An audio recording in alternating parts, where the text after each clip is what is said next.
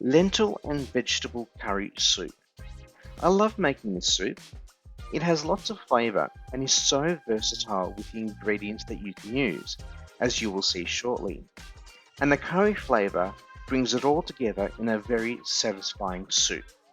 To make this soup, I start by peeling and chopping all my vegetables.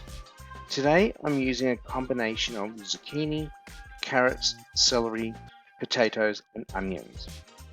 When you make this for yourself, you can use whatever vegetables you have in your fridge. Broccoli, pumpkin, cauliflower, green beans, tomatoes, spinach. The possibilities are endless.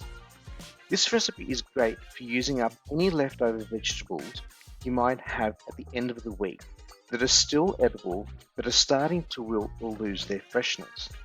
As long as they haven't gone moldy or slimy and are still edible, you can put them in this soup.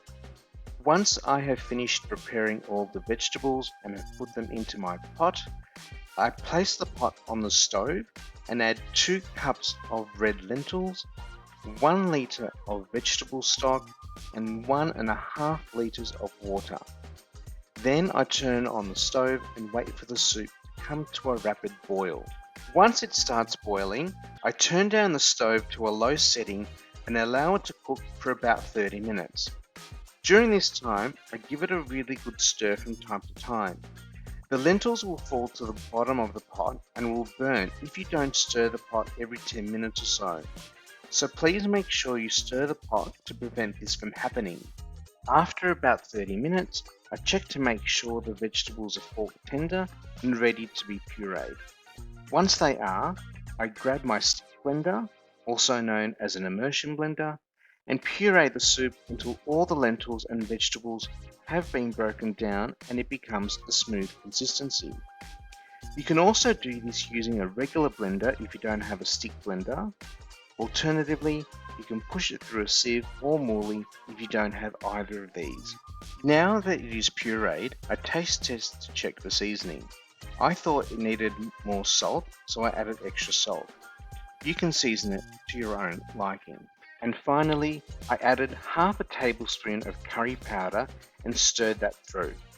I added this at the end of the cooking process because my housemate doesn't like curry very much, so I put some soup aside for him without the curry. I give it one final taste test and decide it's ready to be served. I serve it up in a nice big bowl with some crusty bread on the side. And there you have it, lentil and vegetable curry soup. A great vegetarian soup packed with flavour that's a hearty meal in its own right or can be served as an entree or starter. I hope you enjoyed this video. Please give it a like and consider giving me a follow if you haven't already done so. And feel free to leave a comment to let me know what you think of this recipe, or if you have tried it already, please let me know how it went. Until my next video, take care everyone.